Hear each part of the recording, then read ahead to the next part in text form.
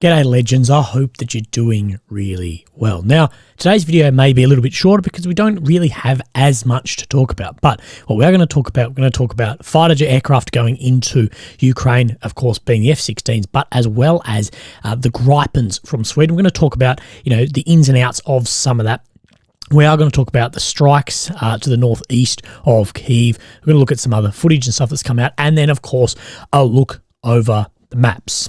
Now, Defense Minister Alexei Reznikov has confirmed that training on the F-16 has started. And as we know, this is going to be a very long process. And the training is not just for the guys actually in the hot seat flying. The training is for the extended crew out from that, the maintenance to build things up, all of this. It is a huge, huge process. But yesterday in an interview, he has said to build justified expectations at least 6 months, and this is how long it's going to take. But do not be disappointed if it is longer. Someone may be able to do it sooner. People are talented, but let there be no illusions. It may be that some of the pilots will be ready in 5 months, but the engineers and technicians will not be ready. And the plane is a very complex system. One pilot is not enough. We know this training also has language classes now, with Reznikov saying a basic level of foreign language is not enough for fully fledged piloting. So of course, everything from what's in the cockpit through to manuals, whatever, is most likely going to be printed in English. So of course, that, like he says, just basic language skills isn't going to be enough. Now, the Washington Post has reported that it's a group of 6 pilots, and this has been heavily criticized online. And I understand this. For 6 pilots at a time in this training, that's just not enough. If you start including resting time, mission time, and you have to put into your equations as well the loss of a pilot or pilots on these missions. These are going to be incredibly dangerous missions. This is going to be some of the most contested airspace that we've ever seen. So at any one time, you mainly have 1, 2, or 3 planes actually ready to go up. These need a lot of maintenance. Now, we don't have any confirmed numbers on how many pilots are actually jumping straight into this training, but of course pilots need to stay in Ukraine as ones go out, and we know that fighter pilots just all over, there's not that many of them. With this, we don't know how many planes are going to come over as well, because of the maintenance time for aeroplanes and also the loss of planes, that they may end up outnumbering the actual pilots to airframes that are accessible for the day-to-day operation as well. Again, this isn't like your car in the driveway. This is like a Formula 1 style vehicle. It's the same performance. You've got a lot more maintenance than it actually has then in the air. So for every hour of flight time, you can have multiple hours of maintenance on the ground. But this time next year, we do expect to see F-16s flying over Ukraine. How many? We don't know. To what effect? That is also unknown. But US officials have multiple times tried to temper expectations about these 4th generation fighters. That they will, yes, be another asset, but they're not going to be a wonder weapon, especially with the amount of air defense and the amount of Russian planes around that generation 4 as well. Now, further with fighter aircraft, President Zelensky, who's in Sweden at the moment, has said at a press conference after meeting with the Swedish Prime Minister, test trials of the Gripen with the participation of Ukrainian pilots have already begun. Today, we fully discussed future steps regarding the possibility of opening the subject of receiving Swedish-made Gripens. I will meet today with the Parliament Speaker and representatives of all political forces in Parliament. I will raise the issue as one of the key ones for protecting our sky. Now, some people are saying that this is Ukrainian pilots then training on the Gripen. That is not correct. They're going under assessment for how they would actually go for then the training. We saw this a lot earlier this year with Ukrainian pilots going into the US, going through sims, and how long would it actually take to get these guys to a combat standard on this. And as what we've got out today, they're saying then 6 months. But I think with these planes, it's a little bit like the tanks, that is it the best to have all these different variants, or is the best for multiple countries to go on in joint effort for one variant of vehicle? We've seen like with the challenges around, Leopard tanks, Challenger tanks, Abrams will soon be on the battlefield somewhere, that there's at least like 5 variants of main battle tank, but within sub-variants of that, there's even more. Again, it opens up how difficult maintenance, logistics and everything is just on those. And, tank compared to a fighter jet, that's a whole different realm again. Like the Gripen is a fantastic plane and is only used though in a few countries. Nothing like the dispersion of the F-16 across the world. For instance, under 300 Gripens have ever been produced. Where for the F-16, that's 4,600. So it's used in a lot more places. There are going to be more parts. They're going to have a more steady logistical supply line as well, not only for new equipment, but pulling old equipment to keep that going. And as capable as the Gripen is, it has struggled for buyers without US adoption or backing. Now, the Swedish Prime Minister made no mention of the Gripens in his remarks, but he has condemned the Russian missile attack on the Ukrainian city of Chernihiv. And we have seen this strike over the past 24 hours. So this is what President Zelensky has written about the strike. This is what it means to live next to a terrorist state. This is what we are uniting the entire world against. Today, a Russian missile hit the heart of Chernihiv, a square, a university, and a theatre. Russia turned an ordinary Saturday into a day of pain and loss. There are casualties. My condolences to everyone who has lost a loved one. All services are working on the site. Rescuers, police, doctors. I urge the world to stand up to Russian terror, provide Ukraine with additional tools to safeguard life, for life to win. Russia must lose this war. Now, as of right now, the strike reportedly has killed 7 people and injured 144. 15 children are amongst those injured. And this has been internationally condemned by leaders of the UN and around the world as well in the media. Now, I thought this was just like sort of Russian propaganda out there, and I paid it off until I looked further into it, that it was reported that there was a drone event at the drama theatre in the centre of Chernihiv. And it seems that it has been leaked. So the organiser, Maria Belinska, says the only registered participants were told about the venue of the drone exhibition in Chernihiv and only a few hours before it begun. So let's have a look over exactly what has happened here.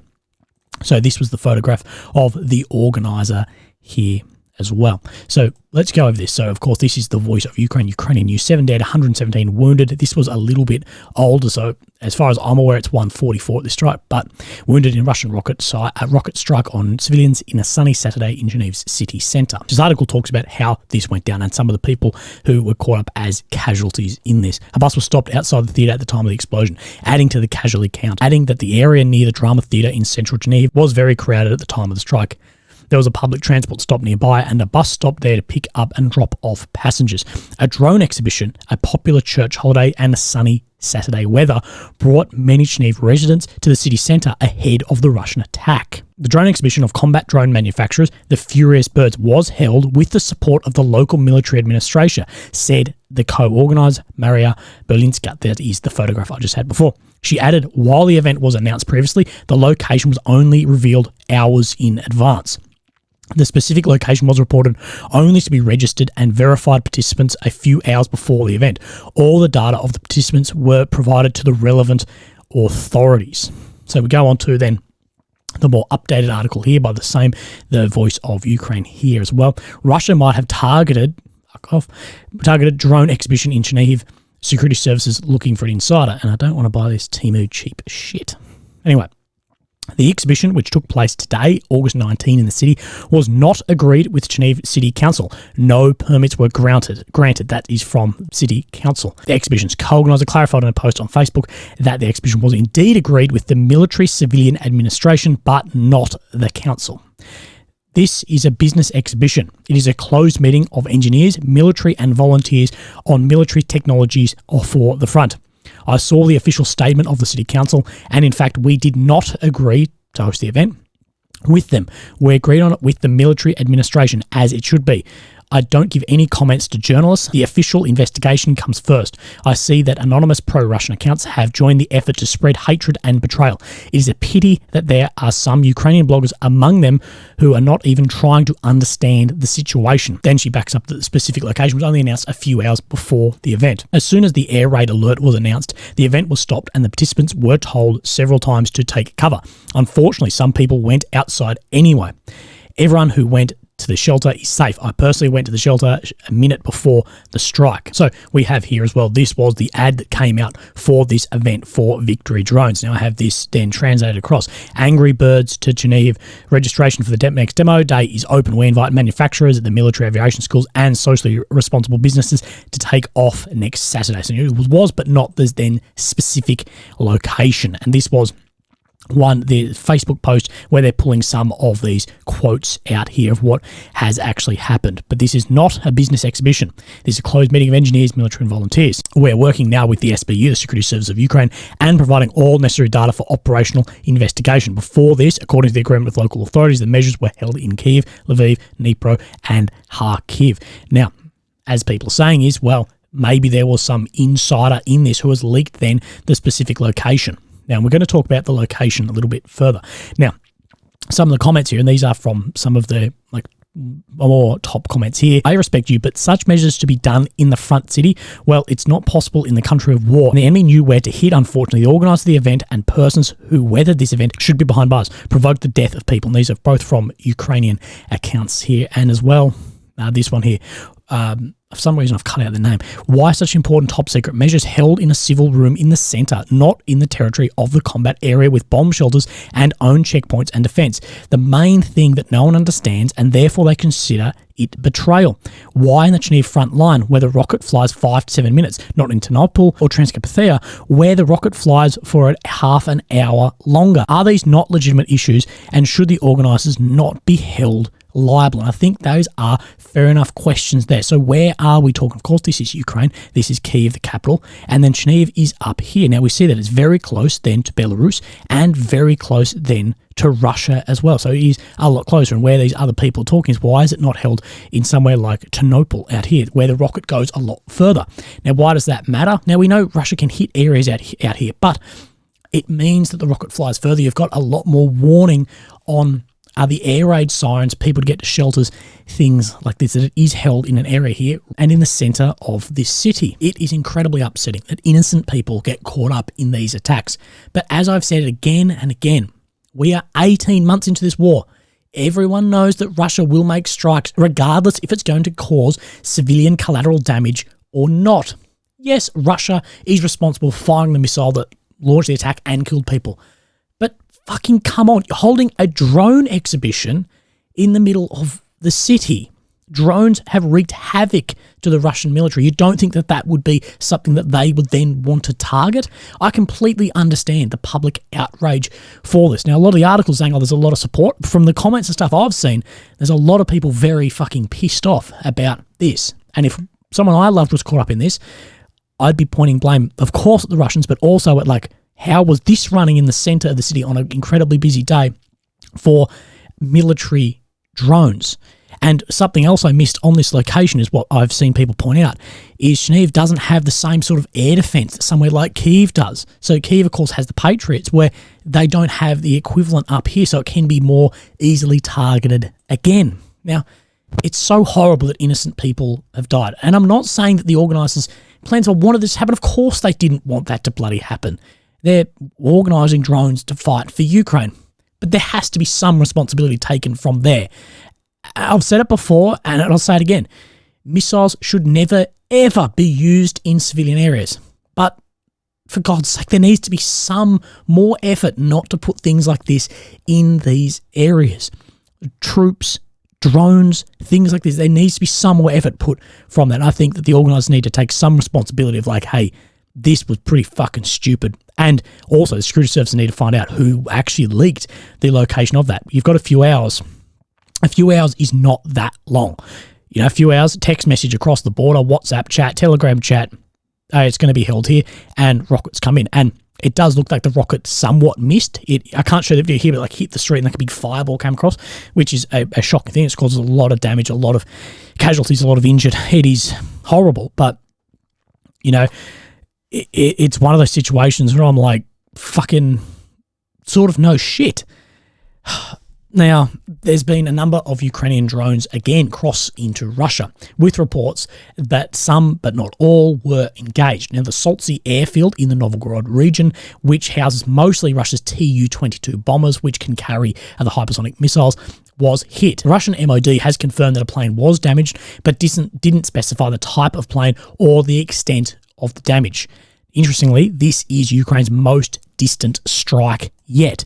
So where we're talking, we just got to zoom out a little bit. We have Moscow here and the Novgorod Oblast here. Now we see this massive lake here, I believe. Salt Sea is just there. So we're just going to zoom out now. Just bear with me. This isn't going to be the greatest way of actually exactly where it is, but a few tens of kilometers won't matter. So let's go about here and let's be conservative somewhere in here. So we're talking 7, maybe 800 kilometers. That is a hell of a long way. Now, we don't know where this flew, if it went through some Belarusian territory, through Russian territory, but that is a very long strike. And again, he's showing sort of what is Russia's air defense doing through these regions, that a drone can potentially go that far and strike there. Now, again, we are not 100% confirmed that it actually came from Ukrainian territory. Now, there's a lot of people working behind the line in Russia as well. But speaking of drones, as per Ukrainians' teaser video for deep drone strikes, August the 24th is only a few days away. And as this day approaches, it'll be very interesting to see if the attacks pick up or there's a slight lull and then a massive sort of amount of drones will then cross into like a wave will cross in. So of course, if you don't know the video I'm talking about, this is the video then here. So picks up the plane, throws it across. This will be in the Telegram chat. Now at the end, we do see this. We see a drone come from Kyiv, tends to go to the center of Moscow. And we have a silhouette of Moscow here, and this says the 24th of August. So only 3 or 4 days away from today. Now as well, I should add, this is some of the footage from Salt Sea here, but we don't have anything of the actual airfield there. As we know, Russia has been cracking down on pictures and videos coming out too. We also have the SIG, which was the tanker that was hit by the Ukrainian kamikaze drone bloody boat thing, at the extent of damage. Now, we'd seen it put in dry dock, but we hadn't seen like up close actual extent of the damage into here. So as you can see this massive hole here, and you can see just the huge extent of the damage deep into this ship from here. Now, of course, this tanker was on the sanctioned list for moving fuel for the Russian military between Russia and Syria as well, and was struck about 2 weeks ago as well on the same day as another Russian military ship. And this is showing what, I guess, 850 kilograms of explosive can do there.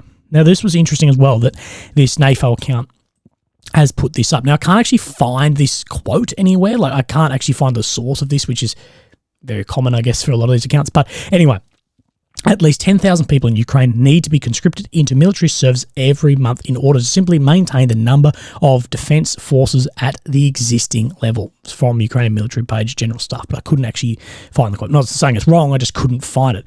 But I was thinking about this, and that seems like a lot, but 10,000 a month, that means 300 casualties a day. That doesn't mean 300 dead, that means 300 casualties a day between injured and killed.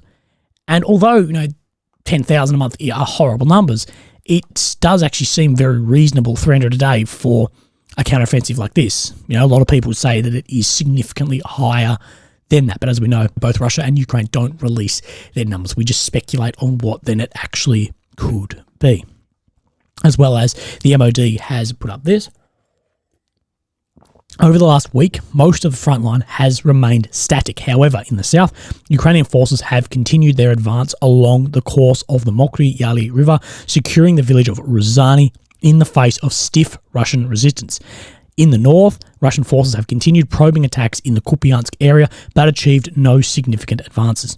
Across the front, both sides confront a similar challenge, attempting to defeat well-entrenched forces while having limited committed forces to open new assaults.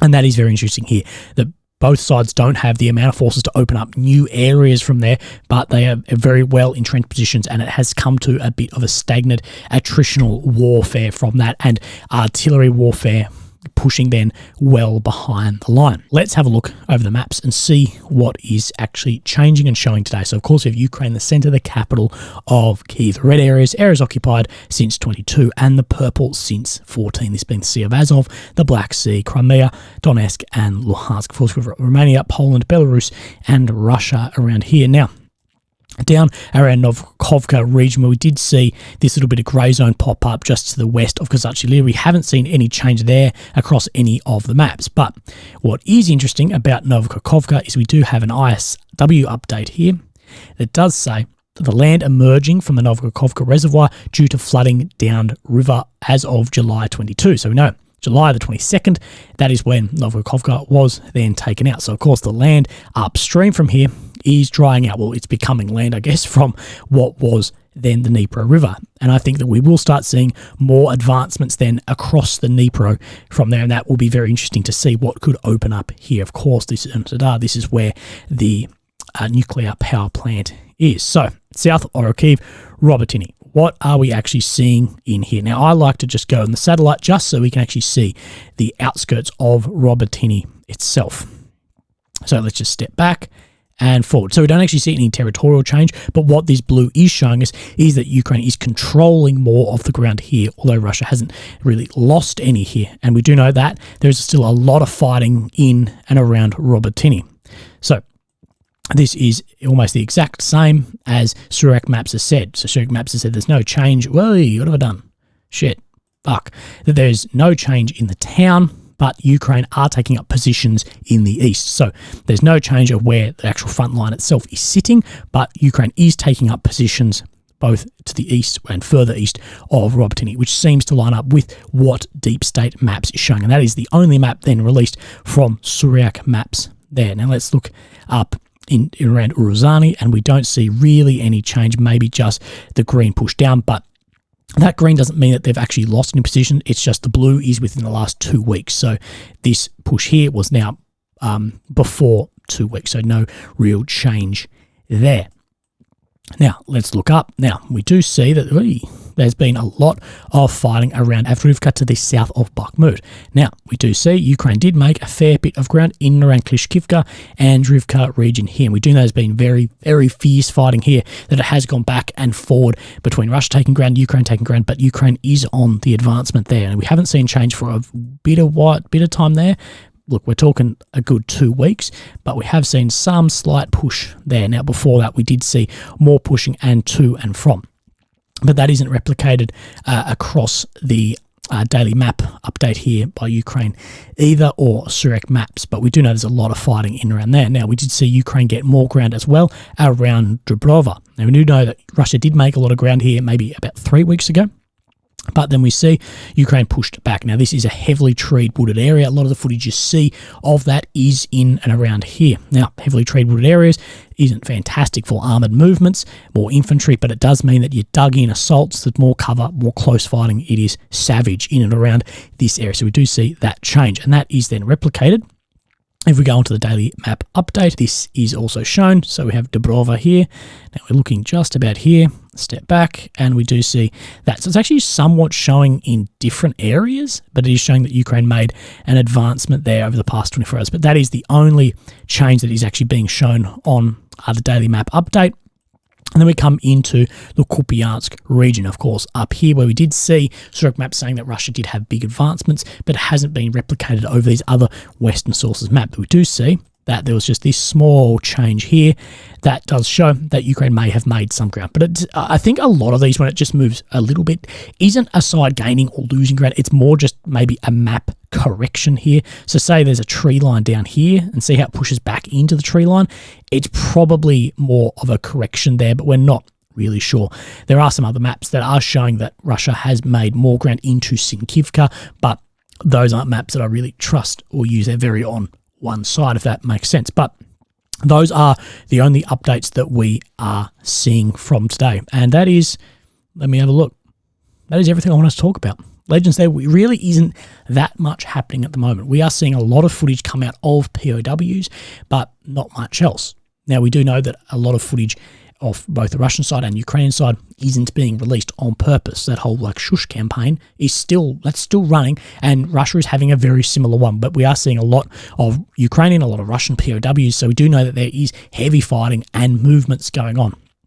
But other than that, we'll start seeing in the next couple of days, whether these drone attacks happen to Moscow or not. We don't really know what is happening there. as well as we'll have to see more movements starting on the front line. Now, many sources are now saying that Melitopol is where Ukraine really need to get to, and that is a hell of a long way. So the next step, of course, as people are saying, is Tokmak. So we've made this amount of ground so far, so 8 kilometers, and then we need to make to Tokmak. Shit, how do I wait?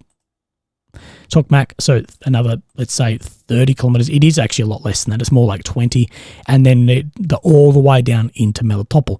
I mean, there's a hell of a lot of defense all the way down into here. So that is it's a big ask in the amount of time that we have left. Now, what we don't know is how is this going to look when winter, when the rain and the mud hits and then the snow hits. How is that actually going to look from there? Will it sort of stop back into attritional warfare, artillery warfare, which is, we're not that far off this at the moment, a village here or there, and then wait for these other weapon systems to come in for next year. We don't actually know how that's going to look, but legends, I'd like to hear from you guys, so let me know. But thank you for your support. If you'd like to support me, links down below. But again, thank you for your time.